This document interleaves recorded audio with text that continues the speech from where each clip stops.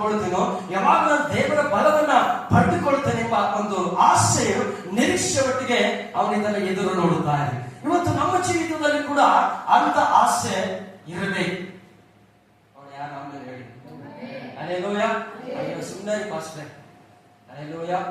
ಏನಂದ್ರೆ ಅಂತ ಆಸೆ ಎಲ್ಲಿರ್ಬೇಕು ನನ್ನ ಹೃದಯದಲ್ಲಿರ್ಬೇಕು. ಯಾವಾಗ ಭಾನುವಾರ ಬರ್ತದೆ, ಯಾವಾಗ ಸಭೆ ಕರೀತಾರೋ, ಏನಂದ್ರೆ ನಾವು ಅಂತ ಕುತೂಹಲದಿಂದ ಅಂತ ಒಂದು ಏನಂದ್ರೆ ಹೃದಯ ಏನಂದ್ರೆ ತೆರೆದವರಾಗಿ ನಾವೇನ್ ಮಾಡ್ಬೇಕು, ದೇವರ ಆಲಯಕ್ಕೆ ನಾವೇನ್ ಮಾಡ್ಬೇಕು, ಬರುವಂತವರಾಗಿರ್ಬೇಕು. ಅಲ್ಲೇಲೂಯ. ಇವತ್ತು ದೇವರ ಆಲಯಕ್ಕೆ ಬಂದರೆ ನನಗೆ ಲಾಭನ ನಿಮಗೆ ಲಾಭ. ದೇವರ ಆಲಯಕ್ಕೆ ಬರಬೇಕಂತ ಬೈಬಲ್ ಹೇಳಿದ್ಯಾ? ಬೈಬಲ್ ಹೇಳಿದ್ಯಾ? ಪಾಸ್ಟ್ ಹೇಳಿದ್ದಾರೆ? ಯಾರು ಹೇಳಿದ್ದಾರೆ? ಬೈಬಲ್ ಹೇಳ್ತಾರೆ. ಬೈಬಲ್ ಹೇಳಿದ್ಮೇಲೆ ಯಾರು ಹೇಳಿದ್ದಾರೆ? ದೇವರು ಹೇಳಿದ್ದಾರೆ.